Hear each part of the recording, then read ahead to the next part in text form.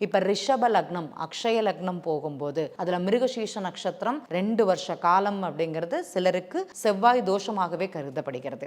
அந்த 2 வருட காலம் கணவன் மனைவிக்குள்ள பிரச்சனை பிரிவு அப்படிங்கிறது கொடுக்கும். அப்போ கொஞ்சம் கவனம் அப்படிங்கிறது அங்கே தேவைப்படுகிறது. அதே மாதிரி மிதுன லக்னம் போகும்போது அந்த 2 வருஷங்கிறது அழுத்தம் அப்படிங்கிறது ஏற்படுத்தும். அது இன்னைக்கு கல்யாணம் ஆனவங்களானாலும் சரி, கல்யாணமாகி 10 வருஷம் 20 வருஷம் ஆனவங்களுக்கும் சரி, அந்த 4 வருஷ காலங்கள் அப்படிங்கிறது செவ்வாய் தோஷமாக ரொம்ப பாதிப்புங்கிறது இல்லாம கொஞ்சம் மனக்கசப்பையும் பிரச்சனைகளையும் புதியதாக திருமணம் செய்த உறவுகளாக இருந்ததுன்னா பிரிவையும் கண்டிப்பாக கொடுப்பார். அதுல எந்த மாற்றமும் கிடையாது. ஆனா 7ஆம் இடத்தில் செவ்வாய் அமர்வதனால் மட்டுமே அந்த தோஷங்கிறது கிடையாது. உதாரணமாக அந்த செவ்வாய் 5ஆம் இடத்துல இருந்தா கூட அந்த வேலையை செய்யுமானா கண்டிப்பாக செய்யும்.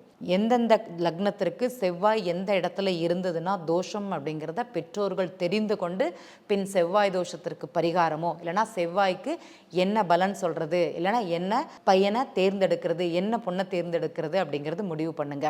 உங்கள் வாழ்க்கையிலையும் கூட செவ்வாயோட நட்சத்திர புள்ளி அக்ஷய லக்னமாக செல்லும்போது கணவன் மனைவிக்குள்ள பிரச்சனை பிரிவு கொடுக்குமானா கொடுக்கும். அதில் எந்த மாற்றமும் கிடையாது. ஸோ செவ்வாய் 7ஆம் இடத்தில் 8ஆம் இடத்தில் இருக்கும்போது தோஷமாக கருதப்படுகிறதானா கண்டிப்பாக இல்லை.